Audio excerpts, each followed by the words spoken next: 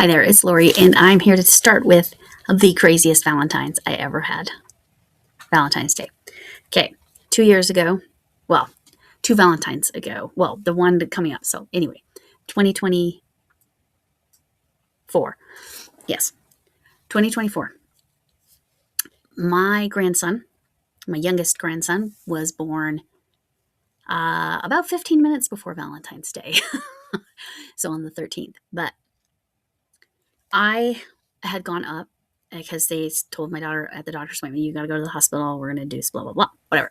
Uh, so I had packed my stuff, went up, and I was taking care of my granddaughter, who at the time had just turned 2 shortly before that. So both of my grandkids by my oldest daughter have birthdays in the same month.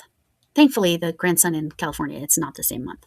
Anyway, all this is no big deal. I don't get wound up about the day, the Valentine's Day, right? It's no big deal to me.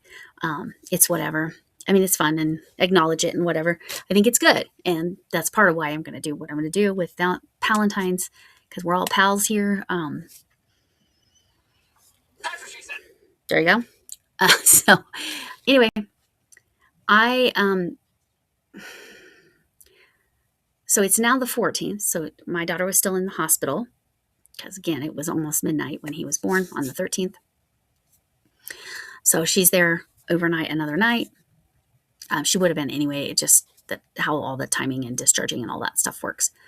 And my ex's wife, so my kid's stepmom, messages my daughter to find out if she should come over and help me because she has a daughter. So my daughter's sister, who is my granddaughter's aunt and is 1 month younger than my granddaughter. If you're confused, it's okay. Everybody is. So, she's 20 years younger than him. So that might help put that all in perspective. So, yeah, she was pregnant at the same time as my daughter. It was cool. Or not, but whatever.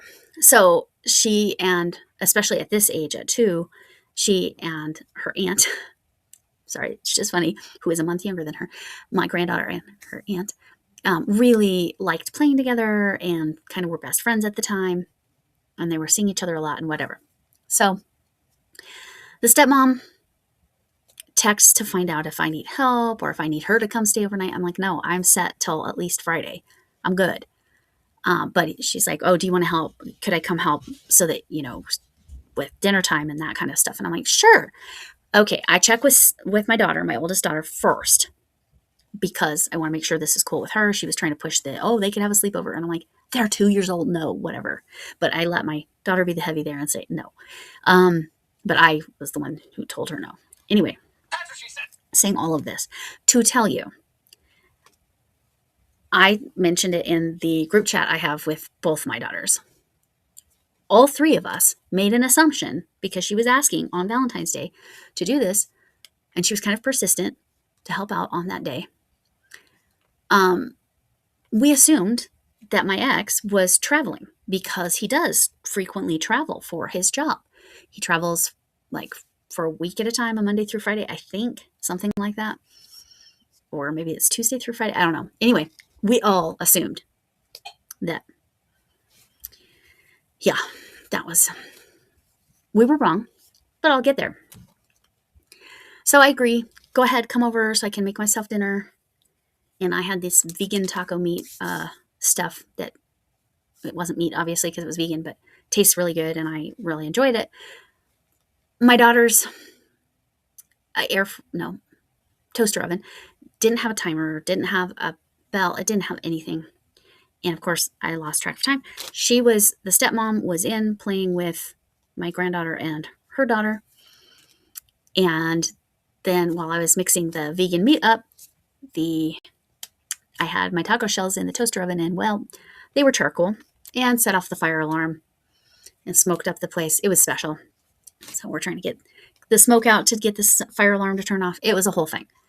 Okay, all of this happens. Everything seems like it's calming down, but it still smells like smoke. It takes a while to air out and whatever. There you go. Okay, sometimes my phone's timing is funny. Okay, so we get that all cleared out. We she kind of wrangles the kids and we run around opening windows. And luckily it wasn't really super cold or snowing or anything that day. It was fine.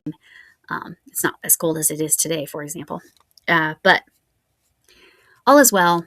I go down because it's a split level, and so there's like all these little levels. So I'm on the half level down, like 2 steps down from the kitchen dining area, because I was putting on some PBS Kids for the kids to watch.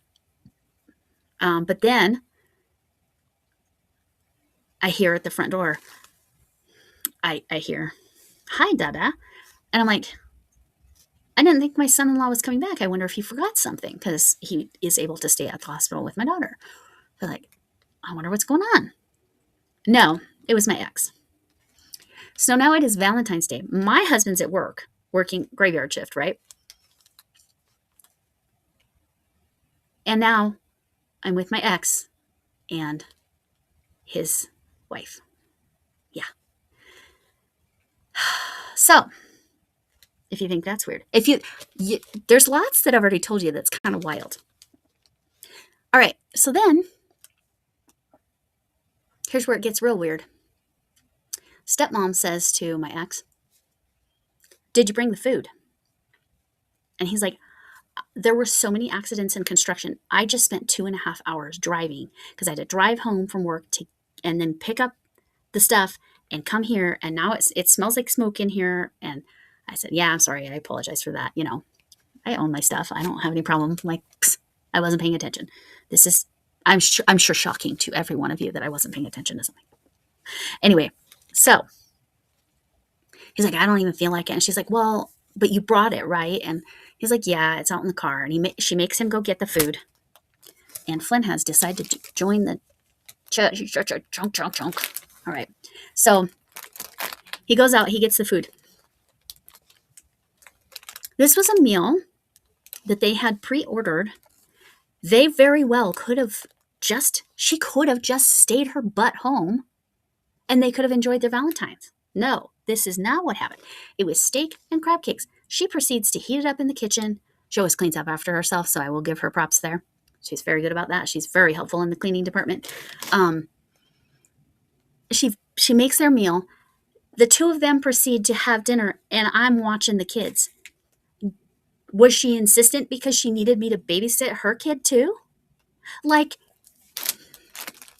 I took a picture over my shoulder because they were just right up, like I said, a few steps up above because it's split level. Take a picture over my shoulder and send it to him. He is just he wants to get this dried rose that's up there. No, you don't need to eat that. It has yuckies in it. You don't want it. If it was just regular rose, you'd be fine, but it was from the store. All right. So I take the picture, send it to the family chat. I said, I'm not sure this is really happening, but here's what's happening. They're having their Valentine's dinner up there with me right here. Yeah. And my daughter's reply was, "Mom, you have no idea how much I needed to laugh." Yeah. That's my worst Valentine ever. But it's funny and it's awkward and it's just weird. Anyway, that was a lot of talk before we even get to our PAL-entines. But let me talk about what PAL-entines means to me. It's really, we're going to call it Stitcherhood adjacent. This is the kind of thing we will eventually incorporate into the Stitcherhood, these kinds of fun opportunities. Think of it like the holiday card exchange, except we're going to send Valentines. So let me talk about options. Okay, I went and got these. I didn't know how many I would need, but 12 Candyland. One is for a teacher, so it's really 11. Oh, the teacher is a cutout card, so this is 12. 12 and a sucker, and so that'll be pretty flat.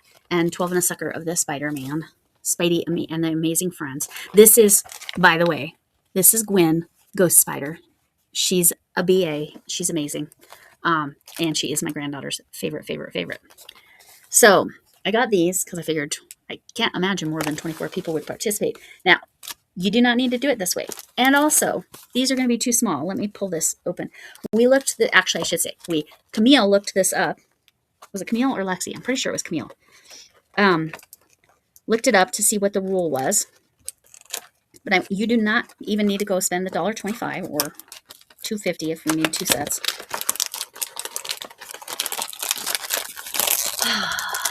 This cat. Does it not even have envelopes? Okay, these don't even have envelopes, which is actually perfect, but I want to show you something. Okay, these are too small. These are too small. You can't mail them like that. So, also at the Dollar Tree, I bought some standard envelopes. I went with standard, okay? 3.5 by 5 is the kind of the smallest standard size.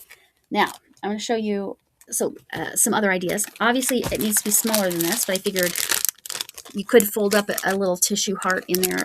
This is a foam heart, but I could cut that down to size or whatever. How many are there? This is 12. I might just decorate with that. I don't know. Put the suckers back in there too. But Lexi's idea was to take an index card. Well, my Dollar Tree didn't have any of the index cards, period. I thought I had some 4 by 6 because that's what you need. These are 3 by 5, which is a little bit too small. It needs to be at least 3.5 inches. So these are a little bit too small. Go a little bit bigger, and you can decorate these and send them as postcards. So I assume these are lined only on one side. If they're not, just make sure one side is plain. You can put the line and put the address and then the stamp and then like decorate the front however you want. So to participate, I need you to email me. This is Stitcherhood adjacent. Eventually, we're going to see how it goes this year, and then hopefully it will be under that umbrella next year if we can get it all to work. You're agreeing that you will send a Valentine to everyone that is participating. Again, you can decorate index cards, and then you can send it as postcards, which postcards are cheaper. The postage is cheaper. I'm going to pause this for a sec, and I'm going to look up, because I heard there's postal charge changes. Hold on a second. Okay, everything has been checked. To send a postcard costs 61 cents, unless you already have forever postcard stamps. To send a 1 ounce or less, do not even exceed that by 0.01 of an ounce. It is 78 cents now. So that's 17 cents per card you would be saving if you're going to participate. If you're going to do, like, make your own flat cards. Again, with these cards, I need to make sure the card plus the little lollipop, first of all, is flat enough, and secondly, doesn't weigh more than an ounce. For you math geeks out there, that's called a floor function. So that means that as soon as you go over, like, let's say I went to 1.01 ounces, I would get charged for 2 ounces. Oh, so it's a ceiling. Sorry. It's a ceiling function. So it goes up. Any bit over, any fraction, tiny bit over, automatically goes up to the next ounce. Works this way in pounds as well. Once you hit a pound, if you're over a pound, it's going to 2 pounds. I didn't know. Shipping rates are going up as well for regular stuff. But postal rates, like postage rates, are not going up, but shipping rates are. So, again, I use Pirate Ship. Anyway. So, yeah. You can save money. You can make your own, seriously, let me get this dimensions. Pause once again. Okay, I'm going to read this straight from USPS. Oh, shoot. I clicked on the wrong one. Okay. A standard postcard is 3.5 inches by 5 inches. That's the minimum. That's why these are too small, because it's only 3 inches wide and 5. So it fits one of them, but not both. It has to be both. 3.5 inches by 5 inches up to 4.25 inches by 6 inches is the max. And then that's your 61 cents. If it goes larger than that, it's going to be 78 cents, like a regular envelope. Also, something Armchair Chef Lori mentioned about postage is that if it's square, they charge more. I don't know why. Something to do with how it goes through the machine. So just be aware. All right. So again, to sign up, you're going to email me, Lori, Lori, L-O-R-I, stories, S-T-O-R-I-E-S, no spaces, ANDCROCHET @gmail.com. So it's my channel name. gmail.com. So it's not Lori's Stories. I didn't want the two S's, so it's Lori Stories. Anyway, email me. I'll put this out. I'll put this out in a post, all that stuff. Again, you can go the cheapest route you can find. Make your own, but make sure it's the bigger index cards. 4.25 by 6 is the bigger index cards. I just didn't have any in my dang house to show you. So, and if you are using a standard envelope, make sure it does not weigh more than an ounce. Make sure it weighs actually a little bit less to cover your butt there. All right. So email me by January 31st. That way on February 1st, I can send everybody the names. If you decide you need to add, if you need to wait to see how many people are on the list before you can commit, let me know that. You can email me that. And anyway, that's where we're at. I do suggest you buy the 4Fers stamps if you're sending regular envelopes, just because, if you don't already have a lot, because that way you're saving money. All right. If you have any questions, email me. My email will be in the description box, and then also I'll write it in the weird way where you actually write out at and dot, okay, in the comments so that you can, so it's really easy to find. You can get but it's not going to be clickable that way, but hopefully in the description box, it's somewhat clickable or at least easy to copy and paste. It's also in my description of the channel, so you can find it. All right. Seriously, thanks for coming in. Hope you have a much better Valentine's Day than I did in 2024. And can I get an amen? Amen that we all have better Valentine's Days than that, because that was just weird. And hugs to you all. Side hug for Chuck. Whatever kind of hug you need.